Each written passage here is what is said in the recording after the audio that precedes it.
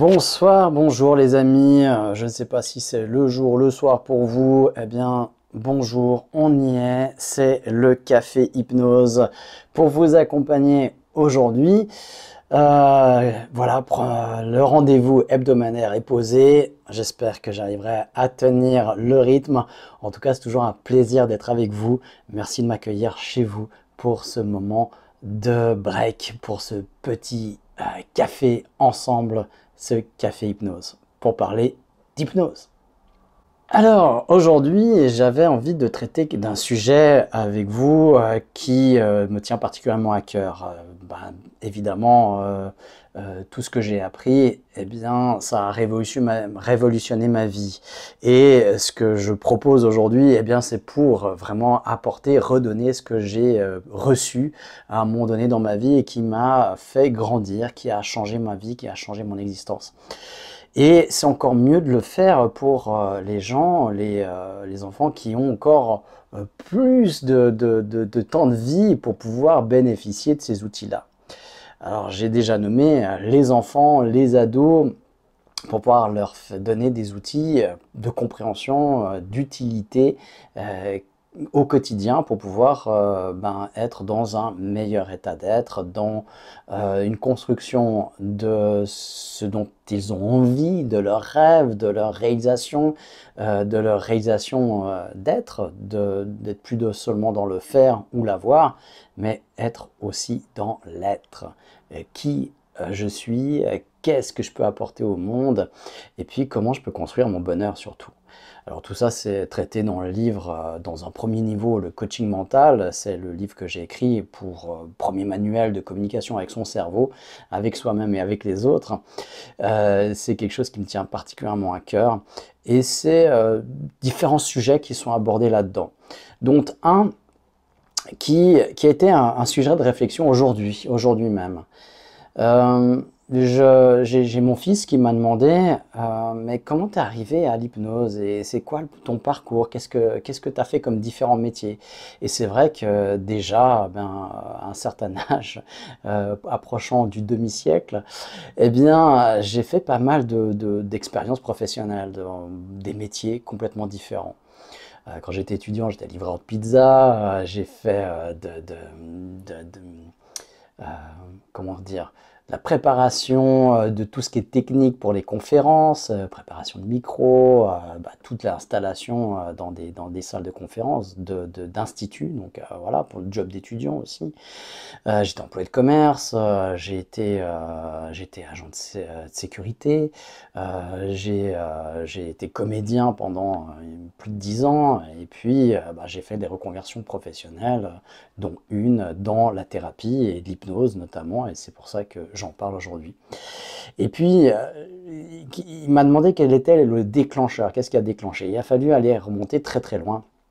Et puis, je me suis retrouvé dans mes années de gymnase, mon année de gymnase, école de commerce à l'époque, une préparation, je pense, à la haute école de commerce, mais ouais, ça équivaut au gymnase, je ne sais pas si ça existe encore aujourd'hui.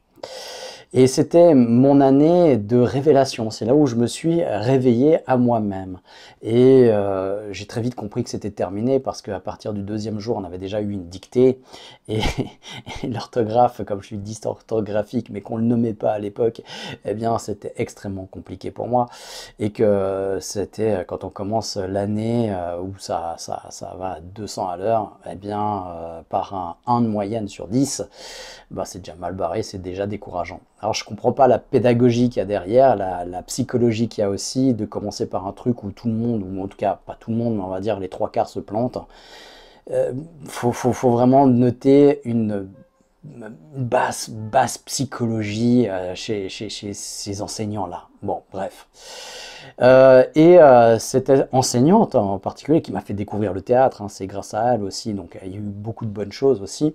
Voilà, nous avait demandé de début d'année de préparer un exposé, puis de se mettre sur un agenda. Et puis on a chacun dû choisir un thème et préparer un exposé à exposer à la classe. On avait, je pense, une demi-heure, 40 minutes pour présenter notre sujet. Mais là, il y a vraiment une question de fond qui se pose. C'est que, ben, personnellement, bon, j'avais 14 ans, 15 ans, hein, j'étais avec des personnes dans ma classe, ça, j'en reviendrai sur le sujet, qui avaient 18 ans, hein, et qui avaient même 19 ans. Donc, dans la même classe, il y avait des gens qui avaient 4 ans de plus que moi, réellement.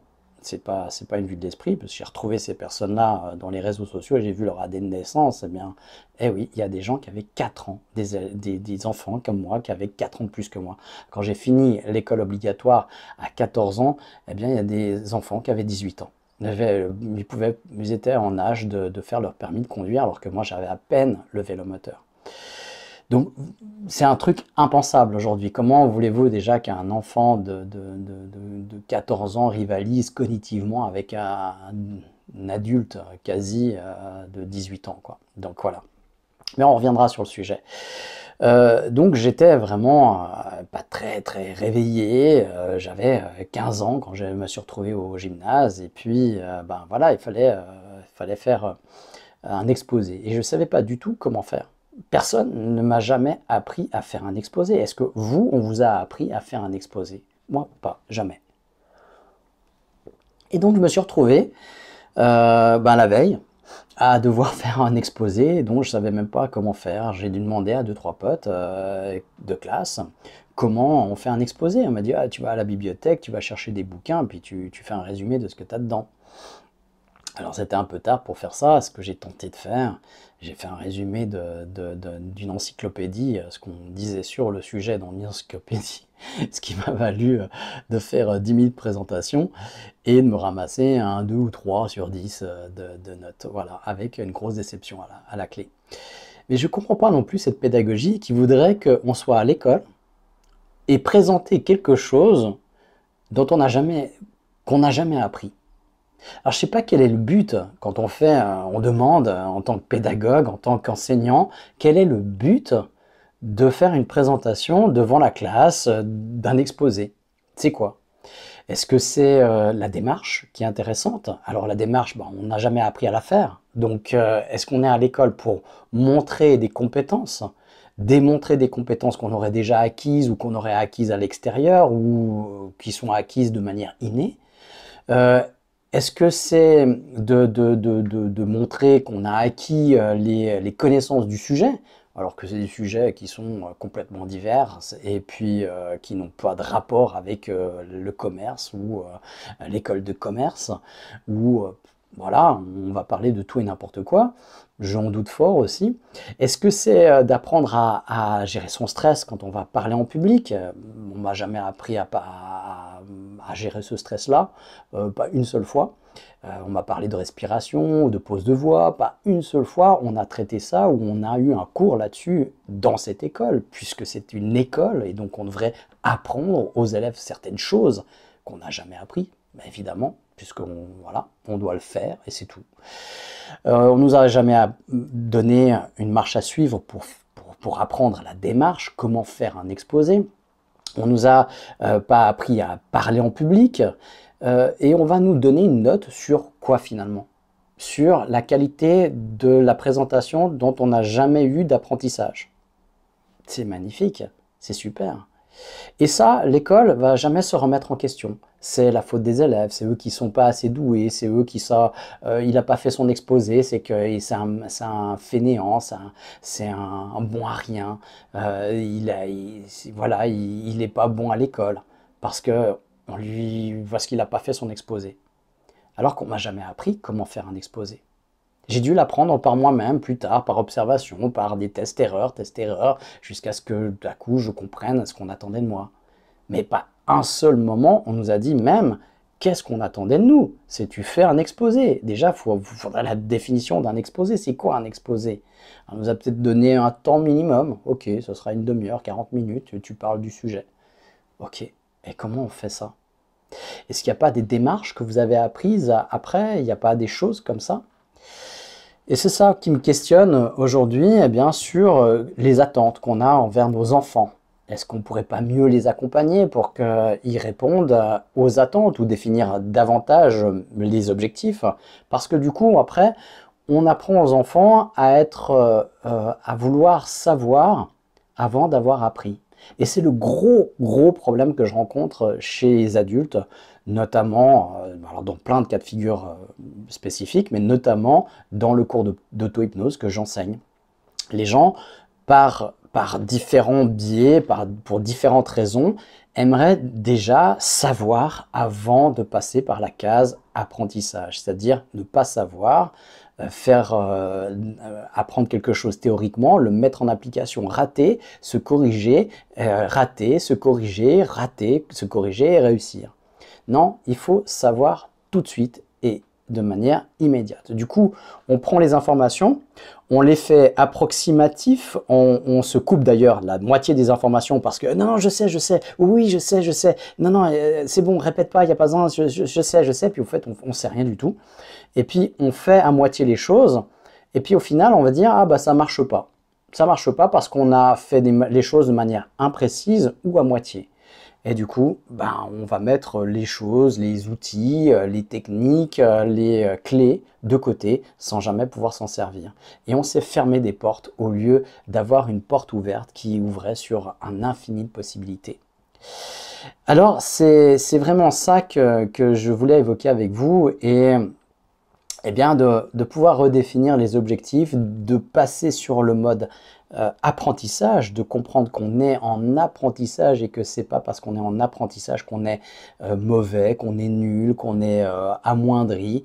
Non, on est voilà, on apprend et quand on apprend, on n'est pas parfait et on se perfectionne. On est justement dans cette phase de perfectionnement. Alors c'est accepter ça pour pouvoir, pouvoir en faire quelque chose. C'est accepter que la tasse soit à moitié vide pour pouvoir la remplir. Sinon, ou même de la vider complètement pour pouvoir la remplir après. Je vais vous parler encore d'une expérience personnelle. J'ai fait plusieurs formations en hypnose j'en ai même recommencé une à zéro. J'avais déjà une formation, je m'étais installé en tant qu'hypnothérapeute, hypnopraticien dans le sens large, c'est-à-dire aussi pour la préparation mentale, pour le développement personnel. Et puis, par la force, à force d'expérimenter et tout ça, je me suis rendu compte qu'il me manquait beaucoup d'outils que je pourrais perfectionner et apprendre grâce à une autre école. Après avoir cassé pas mal de croyances, après m'être beaucoup remis en question et avoir nourri ce désir absolu d'apprendre, cette soif absolue d'apprendre, de découvrir et de curiosité, eh bien je me suis lancé et j'ai fait le voyage jusqu'à Paris. Et à Paris, eh bien j'aurais pu débarquer, comme j'en ai vu débarquer, qui sont privés de tout l'apprentissage, donc qui ont gaspillé de l'argent, du temps pour rien du tout, vraiment. Voilà, j'aurais pu arriver en disant, voilà, j'ai déjà fait une école d'hypnose, il y a pas mal de choses que je connais, et puis je vais vous montrer ce que je connais, et comme je suis bon, pour avoir validation, etc. Eh ben non, pendant 7 ans, il n'y a pas une seule personne qui a su que j'étais déjà formé en hypnose. Alors ils le voyaient, ils voyaient que j'avais de la facilité, ils se posaient des questions, ils sentaient bien qu'il y avait quelque chose, mais je ne l'ai jamais ouvertement dit. Je ne me suis pas caché non plus par une fausse modestie. Ah non, non, moi je sais pas, non, je suis arrivé, je sais rien, je sais plus rien du tout, vas-y, apprends-moi. Et puis je fais, et puis je repère les choses, parce qu'évidemment je commençais pas à zéro. Toutes les techniques d'hypnose qui étaient utilisées par l'enseignant pour enseigner l'hypnose, je les repérais, je pouvais les voir, je les voyais certainement pas toutes, parce qu'on les voit après aussi, plein d'autres choses, mais là je les voyais déjà. Mais j'ai eu cette capacité, nouvelle pour moi, hein, parce que c'était pas du tout dans ma personnalité ou dans mes capacités à l'époque, mais là je l'ai développé et c'était vraiment tout bénef pour moi. Parce que tout à coup, eh bien, je recommençais à zéro et là, ça enlevait pas, c'est pas de recommencer à zéro, ça enlève pas toutes les connaissances qu'on a, mais par contre, c'est la possibilité d'en rajouter. Si je recommence pas à zéro, eh bien, je peux pas rajouter. Le verre est déjà plein, je sais déjà, eh bien, il n'y a plus rien qui rentre. Et j'en ai vu passer à côté de pas mal d'apprentissage à cause de ça. Et puis, bah, ça, c'est une forme d'ego qui vient nous chercher, hein, forcément. Voilà, on y est tous, hein, on est tous un peu victimes de ça. Et puis, elle vient, de toute façon, cet ego-là vient toujours nous chercher quelque part à un moment ou à un autre.